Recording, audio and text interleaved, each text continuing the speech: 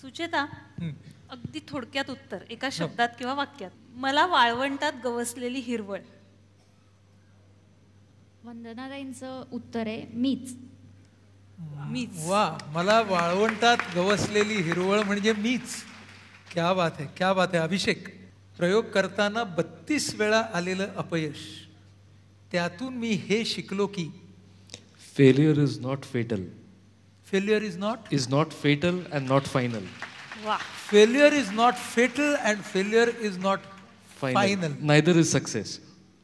वा. Neither That is called as reality. Neither is success. Priyadarshini, माझ्यासाठी ऊर्जेच्या क्षेत्रातील अत्युच्च क्षण असेल. मराठीत सांगू का इंग्रजी? दोन्ही मध्ये सांग. विकेंद्रित नूतनक्षम ऊर्जा ही जेव्हा ऊर्जा धोरणाच्या केंद्रस्थानी येईल. Decentralise renewable energy should be at the centre of energy policy. Decentralised energy, renewable energy should be at the centre of energy policy for India. ओ. संतोष, 85 मुलांचा बाप ही जबाबदारी स्वीकारताना मला काय काय मिळालं? समृद्ध आयुष्याची वाटचाल मिळाली. समृद्ध आयुष्याची वाटचाल मिळाली. अधिक काश्मीरशी माझं असलेलं नातं.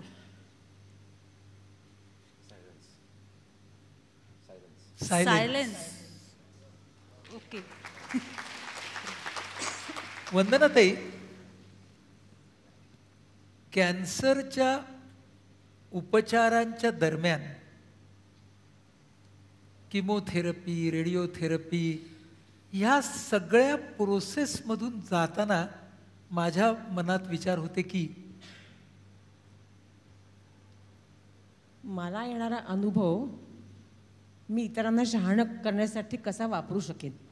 वा वा, याची गरज आहे. वा. विवेक, तंत्रज्ञानाचं माणसाच्या आयुष्यातलं स्थान आहे. भागीदार, कॉम्प्लिमेंटिंग पार्टनर. कॉम्प्लिमेंटरी पार्टनर, भागीदार हे काम आहे. प्रदीप, तुझा प्रश्न आहे. शहराचं खेड्याशी असलेलं नातं म्हणजे अडचणीच. परसेप्शनचे विषय आहेत म्हणून. आणि खेड्याचं शहराशी असलेलं नातं प्रेमाचं. वा वा वा वा. आता मी असं करणार आहे की प्रदीप, तुला असं म्हणेन, अभिषेकला एक प्रश्न विचारायचा असेल तर कुठला विचारशील? विज्ञान आणि समाजाला काय दिलं आणि समाजाने विज्ञानाला काय दिलं? तो मैं एक मेडिकल का बोलता हूँ, एक इंजीनियरिंग का बोलता हूँ. हाँ, या टेक्नोलॉजी का. मेडिकल में मुझे लगता है science's biggest gift to humanity has been vaccines. Vaccines. Edward Jenner. बराबर. और in the field of technology, the entire field of technology would not have been there अगर वहाँ पे इलेक्ट्रिसिटी नहीं होता तो. So the invention of electricity is probably जिसकी वजह से internet, computers, all of this is standing on the shoulders of electricity. और उल्टा, what has humanity given science? Science is conducted with humanity. So unless you are human, unless you are open to saying this is a hypothesis, I don't know, there is no science. So without humanity, there is no science. वाह वाह, thank क्या you. बात है, thank you. क्या बात है. तुला त्याला काय विचारायचंय प्रदीपला? एक प्रश्न. अगर इंडिया को 2025 तक एक सुपर पावर होना है तो हमारे रूरल एरियाज में क्या क्या चेंज होना चाहिए? 100% इंडिया सुपर पावर नहीं होना चाहिए. इंडिया एक ग्रेट कंट्री होना चाहिए, ऐसे मैं पहले मानता हूँ. Because I don't know the definition of super power. Why we are using that word, I am against that, frankly speaking. Actually we should say that I am staying in a great country and that will be by 2032, take my word. India will be great country by 2032. What would be needed? So how and what it is required? Five things. Five things. Power, because you are talking about it. Education, health, sanitation, water. That's all. You give all this to rural India, and rural India will be totally changed.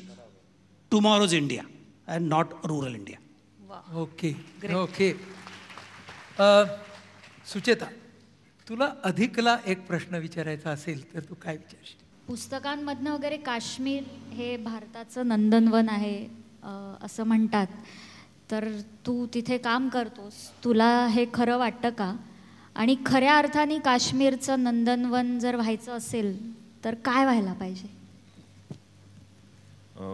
Kashmir हे भारताचं नंदनवन तर नाही, हे पूर्ण जगामध्ये एक why only we limit our self as a India. Why आपण हे जग जे आहे ह्याला एक पूर्ण फॅमिली का कन्सिडर करत नाही. आणि ह्या जगामध्ये काश्मीर जे आहे it's a crown of this entire world, that where the people of entire world, they are going to Himalaya, साधना करायला बसतात. हिमालय जे आहे ना, हिमालयाला जर आपण गिव्ह मी 5 मिनिट्स हिमालयाला जर आपण बघितलं तर एका साईडनी हिंदू समाज हिमालयापर्यंत गेलेला आहे, दुसरीकडं बुद्धिस्ट समाज लामाज म्हणून हिमालयापर्यंत आलेला आहे, आणि तिसऱ्या साईडला एक मुस्लिम समाज पीर फकीर म्हणून हिमालयाकडे. तर हिमालय जो आहे ना हा ओढतो ॲक्च्युली, आणि खूप निर्मळ स्वच्छ पॉझिटिव्ह निगेटिव्हच्याही पुढं गेलेली जी साधक आहेत ना त्यांना तो ओढतोय तिथं. त्यामुळे ते नंदनवन आणि स्वर्ग हे आहेच आहे, आणि जगाचे आहेच आहे. कदाचित असंही असू शकतं की त्या हिमालयाच्या चारी साईडला जो काय वादविवाद चालू आहे, कदाचित बसलेले असतील ती लोक तिथं, त्यांना डिस्टर्बन्स नको आहे आपल्यासारख्या लोकांचा, ते कारण आता आपण विमाने सुद्धा जाऊ शकतो त्यांच्यापर्यंत. त्यामुळे त्यांनी अशी साईडला लोक लावून ठेवले किंवा तुम्ही आमच्यापाशी येऊ नका, तुम्ही तिकडचे प्रॉब्लेम तिकडे सॉल्व्ह करत बसा, आम्हाला सोडून द्या. त्यामुळे ते बसले साधना करायला कदाचित. तर हिमालय डेफिनेटली, काश्मीर नंदनवन आहे, जगाचं नंदनवन आहे, जस्ट भारताचं नाही. त्याच्यामुळं पाकिस्तानची ओढ आहेच आहे, भारताची ओढ आहे, आणि बऱ्याच जणांची ओढ आहे, त्याच्यातली भांडणंही आहेत. आणि आपलं दुर्दैव एवढंच आहे की तो भाग आपल्याकडं आहे, तो भाग आपल्याकडं आहे, म्हणून भारताला आज काश्मीरमुळं बरेच त्रास, बरेच लोक मरतात, ते बरेच लोक काय काय होत आहे. त्याच्यामुळं कधी कधी आपला प्रश्न चिडतो की प्रश्न येतं की खरंच ते नंदनवन आहे का? म्हणजे हा प्रश्न विचारण्याच्या मागं कुठेतरी सुप्तावस्थेमध्ये हा सुद्धा विचार आहे की काश्मीर खरंच नंदनवन आहे का? कारण एवढे लोक मरतात, एवढे लोक, आपले सैनिक लोक तिथे जाऊन जातात तिथं, पण नाही, ॲक्च्युली खरंच आहे. आणि ते नंदनवन बनवायचं असेल ना, so we have to bring peace to every heart there and here also and everywhere. कारण जसं तू वाळवंटामध्ये गेली होतीस, आता तुला हा माझा त्यातनं प्रश्न आता, जशी तू वाळवंटामध्ये समजा गेली होतीस समजा, तर तुला आता मी हा प्रश्न विचारतोय की अशी कुठली गोष्ट होती की जी तुला थांबवू शकली नाही? अशी कुठली गोष्ट होती की जी तुला ॲक्च्युली थांबवू शकली नाही? तिथं तर नंदनवन नाही आहे ॲक्च्युली, तिथं बर्फही पडत नाही आहे, तिथं पाणीही नाही आहे ॲक्च्युली, है ना, तिथं काहीच नाही आहे ॲक्च्युली, तिथं फक्त तूच आहेस. आणि त्या सगळ्या ह्याच्यामध्ये तू मगाशी म्हणालीस की तू स्वतःमध्ये हिरवळ बघितलीस, की तू स्वतःच हिरवळ होतीस ॲक्च्युली, बरोबर ना? पण तरी सुद्धा हिरवळीला सुद्धा कुठेतरी भीती वाटत असेल की अरे मी तिथे जाऊन जळू शकते ना ॲक्च्युली. मग अशी कुठली गोष्ट होती की जी तुला ॲक्च्युली थांबवू शकली नाही? तेच नंदनवन आहे.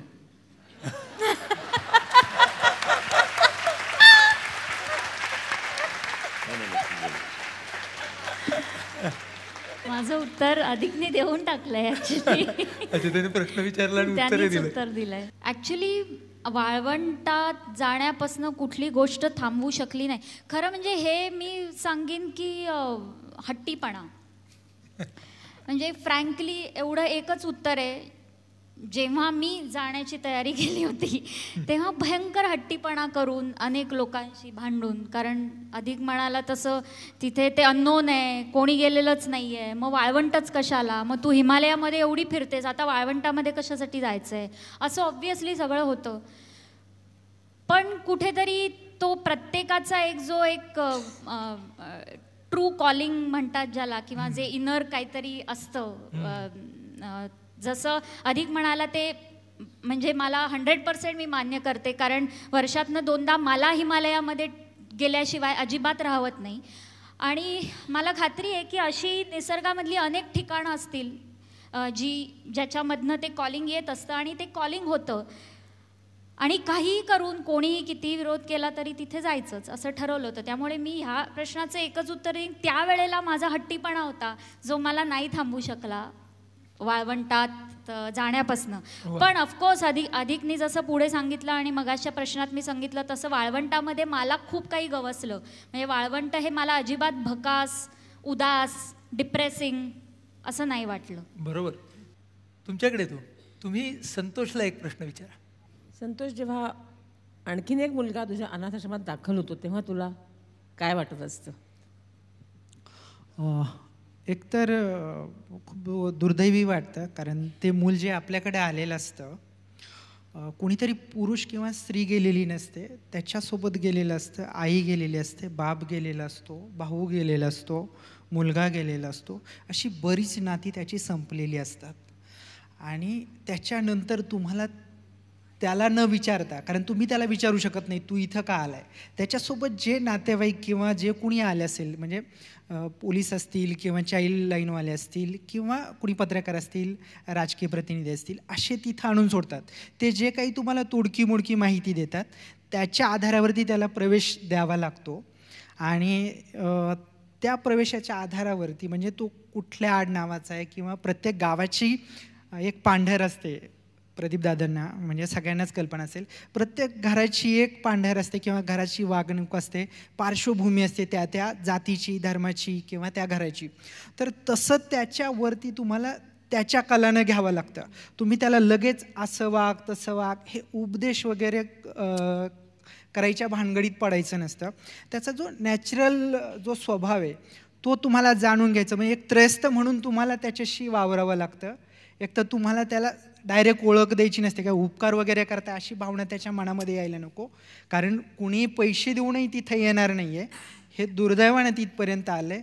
तर मग आपल्याला ते जपावं लागतं की आपण त्याच्यावरती कृपा करत नाही येतं किंवा उपकार करत नाही येतं. तो इथपर्यंत येतोय त्याच्या पाठीमागं घडलेली जी गोष्ट आहे, कारण बऱ्याचदा सगळ्यांच्याच आयुष्यामध्ये चांगल्या गोष्टी घडलेल्या नसतात. जसं अधिकदादांनी सांगितलं की प्रत्येकाच्या आयुष्यामध्ये अपघात घडलेला असतो कुठला ना कुठला तरी.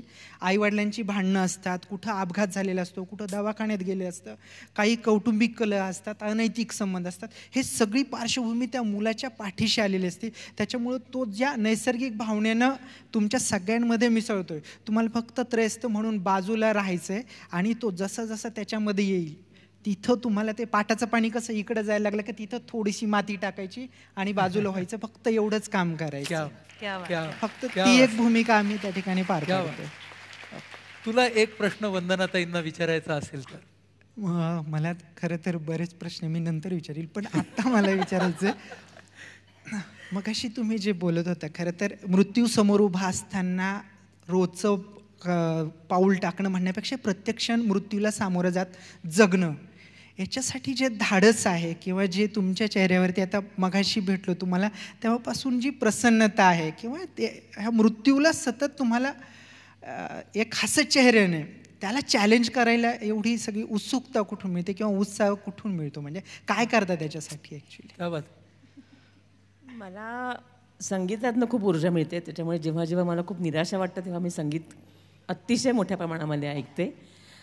आणि जेव्हा स्वतःवरचा विश्वास खूप डळमळीत होतो तेव्हा मी निसर्गामध्ये फिरायला जाते.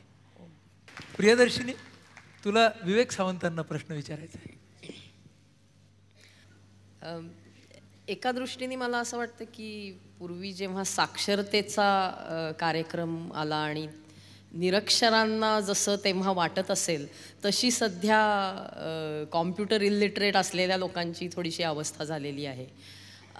जेव्हा तुम्ही MKCLच्या माध्यमातून वेगवेगळ्या पद्धतीने अगदी ग्रामीण भागातही ही संगणक साक्षरतेचा प्रचार प्रसार करता आहात, तेव्हा भारतासारख्या देशामध्ये वेगवेगळ्या प्रांतातल्या भाषा हा एक मोठा अडसर ठरतो, कारण बऱ्याचशा गोष्टी इंग्रजीमधनं येत असतात. तर ते आव्हान तुम्ही कशा पद्धतीने हाताळता आहात?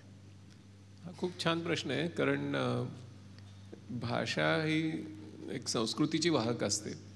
त्याच्यामुळे शिकवताना आमची पद्धत कशी आहे की प्रत्यक्ष सेल्फ लर्निंग आणि सेल्फ पेस लर्निंग, ई लर्निंगच्या माध्यमातून मुलं स्वतःहून शिकतात. आता ही शिकत असताना आम्ही काय करतो की त्यांच्या जीवनातल्या केस स्टडीज घेतो आणि त्याच्यामुळे अर्थातच संस्कृती त्याच्याशी निगडीत होते आणि त्या त्या भाषांमधले तज्ज्ञ मदतीला घेऊन तो ई लर्निंगचा आविष्कार केला जातो. कारण आमची मेथड जी आहे ती फक्त इन्फॉर्म अशी नाही, inform to perform, perform to transform, म्हणजे कृतीतून शिकणं आणि स्वतःला त्याच्यातून घडवणं किंवा स्वतःमध्ये बदल घडवून आणणं, परिवर्तन घडवून आणणं. एक मजेशीर गोष्ट सांगतो वेळ असेल तर. आम्ही घानामध्ये गेलो आणि घानामध्ये हे मोठ्या प्रमाणात करायचं ठरवलं. जसं आता बिहारमध्ये खूप मोठ्या प्रमाणात जवळजवळ 1.5 लाख मुलं शिकली आता गेल्या वर्षभरामध्ये. तसं घानामध्ये गेलो आणि घानामधले जे त्यांचे प्रमुख मंत्री वगैरे होते इन्फॉर्मेशन टेक्नॉलॉजीमध्ये, कारण घाना अटलांटिकच्या इकडे अमेरिका आणि इकडे घाना आहे, त्यांचं खूप सांस्कृतिक देवाणघेवाण आहे दोन्हीमध्ये. तर ते इन्फॉर्मेशन टेक्नॉलॉजीचे मिनिस्टर मला विचारत होते की तुम्ही कसं शिकवता, काय शिकवता वगैरे. तर मी त्यांना एक केस स्टडी दाखवली की असं सुंदर मॅरेज इन्व्हिटेशन कार्ड हे मुलांना वर्ड वापरून अप्रतिम करता येतं आणि त्याच्यावर मुलांना खरी कमाई करता येते. कारण ते जवळच्या कम्युनिटीमध्ये अशी सुंदर सुंदर पर्सनलाइज लग्नपत्रिका बनवून देतात आणि प्रत्येक घरासाठी वेगळी पत्रिका असं म्हणून त्यांना 100-100 रुपये मिळतात. आणि अशी 35 केली की 3500 रुपये मिळाले की त्याची MSCITची फी तो मिळू शकतो. तर असं आम्ही शिकवतो. तर ते ना मंत्री असे आणि त्यांच्याबरोबरचे अधिकारी आणि काही शिक्षणतज्ञ असे सिरियस व्हायला लागले हळूहळू. तर मग माझ्या लक्षात आलं काहीतरी गडबड आहे. तर मी त्यांना म्हटलं की काही प्रॉब्लेम आहे का? तर ते म्हटले की आमच्याकडे असं मॅरेज इन्व्हिटेशन कार्ड्स वगैरे नसतात. Marriages happen casually and break casually. तर मी म्हटलं म्हणजे तुमच्या संस्कृतीमध्ये इन्व्हिटेशन कार्डच नसतात का? तर ते म्हटले नाही असतात ना, खूप महत्त्वाचे असतात. म्हटलं कशाची असतात? We have lots and lots of variety of funeral invitation cards. मनुष्य गेल्यानंतर जितका मोठा असेल तेवढं जवळजवळ 1.5 वर्ष प्रत्येक रविवारी त्याचं फ्युनरल साजरं होतं आणि मग कम्युनिटीतल्या त्या क्लॅनमधल्या त्या ट्राईबमधल्या लोकांना बोलवलं जातं. तर म्हणजे तुम्ही असं करा, चांगली फ्युनरल ग्रीटिंग कार्ड्स कशी करायची ते मुलांना शिकवा. मी आमच्या सहकार्यानं म्हटलं की जर चुकून समजा ती लर्निंग ऑब्जेक्ट चुकून इकडच्या रिपॉझिटरीमध्ये आली आणि महाराष्ट्रातले पालक आपल्याला बदलायलाच येतील. त्याच्यामुळे भाषेचं जे लहेजा आहे ना तो संस्कृतीचा वाहक असल्यामुळे, किंवा आम्ही सौदी अरेबियामध्ये शिकवतो. तर त्या सौदी अरेबियामध्ये सगळं उजवीकडून डावीकडे.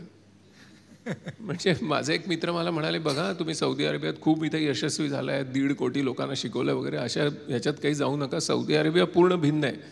तर म्हटलं का बरं एवढं काय भिन्न आहे? तर ते म्हटले का साबणाच्या कंपनीचा असाच गोंधळ झाला आणि तुमचा तसाच होईल, काळजी घ्या तुम्ही. म्हणाले काय झालं? म्हटलं तर म्हणे काही नाही, त्यांची जाहिरात होती की असे मळलेले कपडे त्याला असं साबण लावला असता असे स्वच्छ होतात.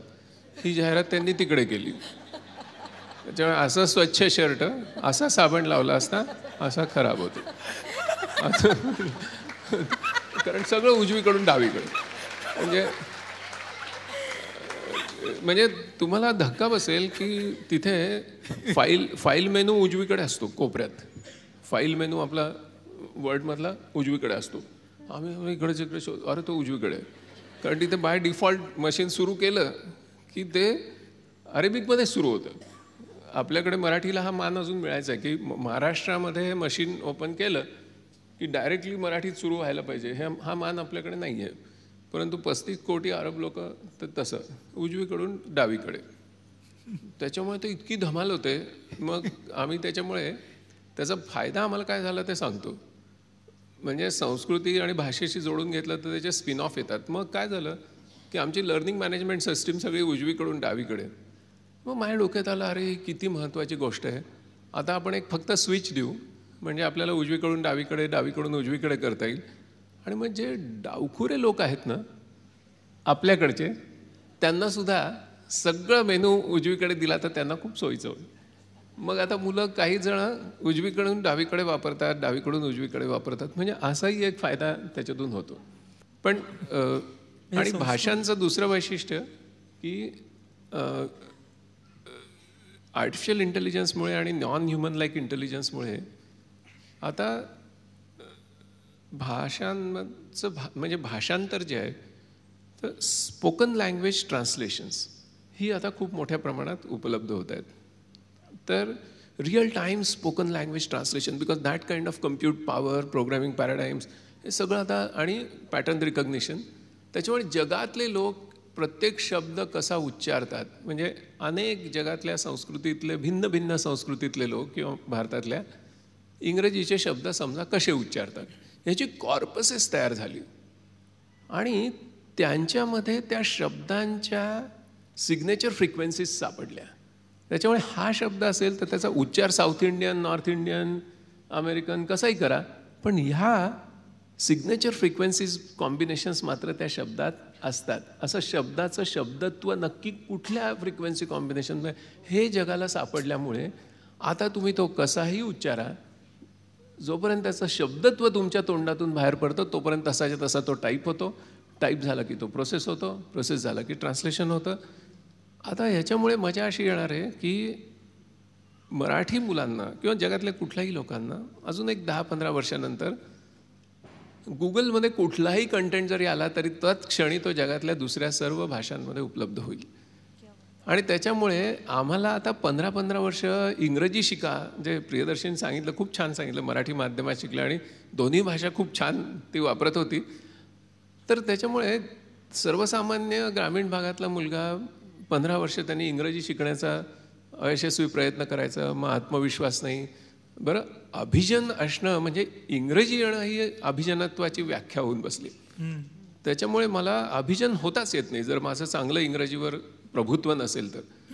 आता ती 10-15 वर्ष वाचणार आहेत, कारण मला अतिशय आत्मविश्वासाने मराठीमधून रिअल टाईम, म्हणजे इकडचा ऊस उत्पादक जो आहे तो ब्राझीलमधल्या ऊस उत्पादकाशी सुखदुःखाच्या गोष्टी ह्या करू शकेल. रिअल टाईम व्हॉइस ट्रान्सलेशन आणि ऑडिओ कॉन्फरन्सिंग. म्हणजे आता भाषांमधले अडसर हे तंत्रज्ञान कसं दूर करतंय ना, म्हणजे वसुधैव कुटुंबकमकडे आत्ता जाण्याची एक पहाट झाली असं मी म्हणेन. कारण आता तंत्रज्ञानाने वसुधैव मार्केटम केलं. तर वसुधैव कुटुंबकम कधी होईल, ज्यावेळी भाषा एकमेकांशी बोलू लागतील तेव्हा. तर असा पण एक भाषेचा आणि याचा संबंध आहे. क्या बात. तू एक प्रश्न तिला विचारायचा आपला या राऊंड मधला शेवटचा. प्रियदर्शनीने आपल्याला वैचारिक खूप समृद्धी दिली आहे. आता मी अत्यंत असा एक काय म्हणतात व्यावहारिक प्रश्न विचारतो की तू एवढं चुलींमध्ये संशोधन केलंस, ग्रीन ऑस्कर अवॉर्ड तिला मिळालेला आहे, बऱ्याच त्याचा उल्लेख झाला नाही मगाशी.